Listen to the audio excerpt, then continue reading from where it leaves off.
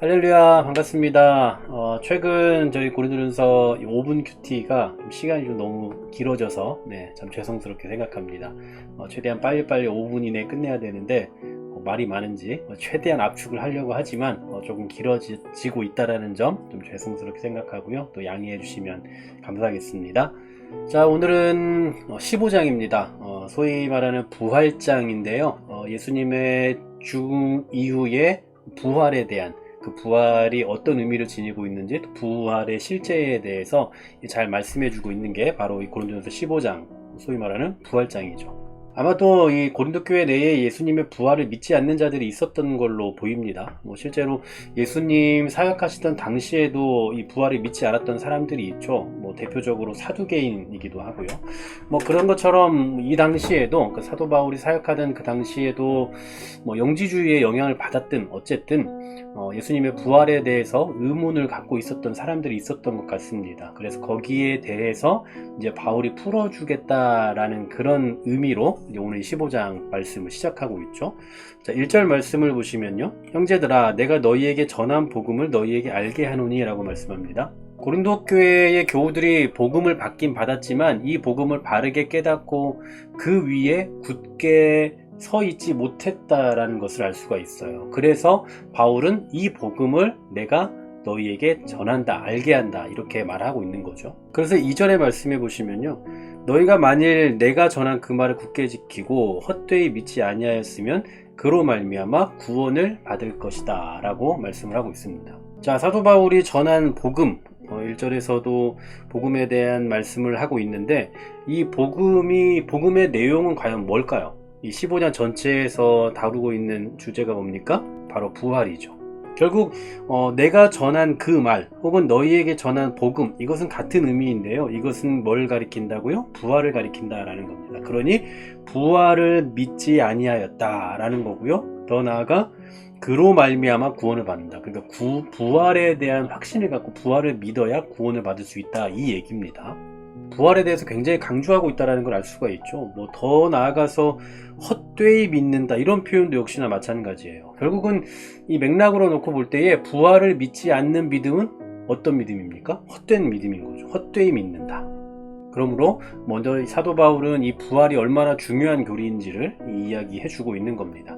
자, 3절에 계속해서 보시면요. 내가 받은 것을 먼저 너희에게 전하였노니 라고 말씀하죠. 여기서 받은 것을 말하고 있는데요. 이 복음의 내용, 즉 부활에 관련된 복음의 내용은 바울이 창작한 게 아닌 겁니다. 바울도 계승을 받았다라는 그런 차원에서 받은 것이다 라고 이렇게 말하고 있는 거죠. 그리고 이것을 이제 어떻게 한다고요? 너희에게 전한다, 또 다시 너희에게 계승시킨다 라는 얘기입니다. 전에도 말씀드린 바가 있지만 성령님의 역사, 성령님의 가르치심은 앞과 뒤가 다르지 않습니다. 여기에 계시하신 것도 저쪽에 계시한 것과 늘 같아야 되는 거예요. 그러니까 사도 바울이 가르쳤던 그 복음의 내용은 고린도 교회 교우들이 받은 그 복음과 같다, 참된 복음이다, 이 얘기입니다. 자, 그러면 이 초대교회 성도들이 선포했던, 또 믿었던 그 복음의 내용이 무엇인가 한번 보겠습니다. 자, 첫 번째로 3절 말씀 보시면요. 이는 성경대로 그리스도께서 우리 죄를 위하여 죽으셨다라고 말씀합니다. 성경대로입니다. 구약의 예언대로 죽으셨다. 이건 우리가 너무나 잘 알고 있는 내용이죠. 자, 두 번째는 4절입니다. 장사 지낸 바 되셨다. 장사 지냈다라는 것은 예수님의 죽으심이 확실하다라는 거예요. 예수님의 죽으심에 대한 증거입니다. 그리고 세 번째로는 또다시 성경대로 사흘 만에 다시 살아나사, 즉 부활이죠. 이 부활이 얼마나 확실한지 그 뒤에는 이 부활을 목격했던 증인들에 대한 이야기를 하죠. 자, 게바가 나오고요. 12제자, 그리고 500여 형제. 이 500여 형제는 복음서에는 나와 있지 않습니다. 그리고 또 7절에 야고보, 그리고 그 후에 모든 사도가 나와요. 이 숫자만 세봐도 벌써 최소 500명이 넘죠. 그리고 여기에 또 빠져있는 게 있습니다. 복음서에만 나오는 사람들, 바로 여인들의 이야기도 있죠. 그러니까 이 바울은 이 부활에 대한 복음은 아주 확실하다, 이것은 사실이다 라는 것을 이야기하고 있는 겁니다. 자, 오늘 말씀에서 바울이 말하고자 하는 바를 좀 정리를 해볼게요. 먼저 바울은 자신이 전하고 있는 그 복음이 구원을 주는 복음이다 라고 말하고 있고요. 또 두 번째로는 예수님의 가르침과 일치가 되는 내용이다. 좀 더 세부적으로 놓고 보면 이 구약에도 일치가 되고 또 다른 사도들의 가르침과도 일치가 된다.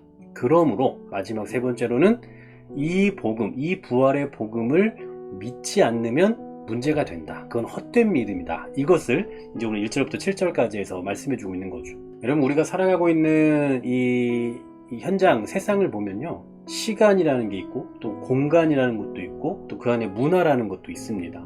이 구약 성경에 보면 그 구약에 흐르는 그 거대한 그 흐름 속에서 하나님께서 당신의 백성들에게 어떤 중심적인 시간이 있어야 된다라고 좀 그런 류의 말씀들을 하시거든요.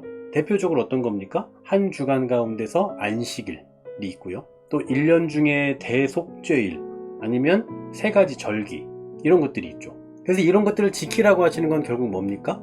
그 사람이 무엇을 중요하게 여기는지에 대한 그 가치와 생각을 여기다 넣어서 보여주고 있는 거예요. 언제나 사람은 자기가 중요하게 여기는 것에 시간을 쓰는 법이잖아요. 만약에 돈이 인생의 중심이 되면 언제나 그것에 자기의 시간의 중심성을 둘 겁니다. 이러한 논리로 그 당시 초대교회 성도들은 시간의 중심을 어디에 뒀냐 하면 주의 날에 뒀어요. 주의 날. 초대교회 성도들 보십시오. 주의 날. 초대교회 성도들이 이 주의 날에 모여서 예배도 드리고 떡을 떼기도 하고 또 성찬을 행했던 이 모든 것들은 결국 예수님이 부활하셨기 때문이에요. 이 사도들은 거의 다 유대인이기 때문에 안식일을 지켰을 거란 말입니다. 지금으로 말하면 토요일이죠. 그런데 그 안식일을 지키지 않고 주의 날, 즉 주일, 일요일을 지켰단 말이에요. 그 이유는 뭡니까? 바로 예수님이 부활하셨기 때문이죠. 그러니까 예수님의 부활에 대한 분명한 신앙의 고백을 가지고 있었다라는 겁니다. 오늘날 우리가 일요일을 일요일이라고 하지 않고 주일이라고 하는 이유 다 아시잖아요. 그냥 주일이라고 하는 것이 아니라 예수님의 부활하신 그 기독교 교리의 가장 핵심적이고 중점적인 그 사건이 일어난 날이기 때문에 우리는 주의 날에 예배를 하기도 하고 다른 날과 조금 구별되게 지키기도 하는 거죠. 다른 말로 이 주일을 잘 지킨다는 것은 부활에 대한 신앙이 확고하다는 것을 말해주는 겁니다. 과연 여러분은 부활에 대한 신앙이 얼마나 확고하십니까? 부활에 대한 신앙을 뭘로 증명할 수 있다고요? 주의 날을 구별해서 잘 지켜내는 거야. 너무나 좀 편협한 시각으로 제가 이렇게 결론을 맺는 것일 수도 있겠습니다만 어쨌든 확실해요. 사실이에요. 주일에 우리가 교회에 나와서 모임을 갖는 거, 예배하는 거 이것도 중요하지만 그것을 해야 하는 그 이유가 무엇인지, 어디에서부터 그게 기인되었는지를 생각하셔야 됩니다. 그게 뭐라고요? 바로 부활. 저와 여러분은 부활 신앙을 가진 자로서, 부활에 대한 확신을 가진 자로서 살아가는 성도이니 마땅히 부활에 대한 확고한 신앙 안에서 주의 날을 충실하게 잘 지켜내는 저와 여러분 되기를 간절히 소망합니다. 하나님 감사합니다. 주의 날, 바로 이 부활로 인해서 우리에게 주셨음을 기억하면서 이 날을 더 복되게 하시고 또 이 날을 더 잘 기쁨으로 믿음으로 지켜낼 수 있는 그런 부활 신앙을 가진 우리 모두가 되게 하여 주시옵소서. 주일을 더 소중히 여길 수 있게 하시고 주의 날을 더 구별하여 지킬 수 있는 지혜를 우리에게 허락해 주시기를 소망하며 예수 그리스도 이름으로 기도하옵나이다. 아멘.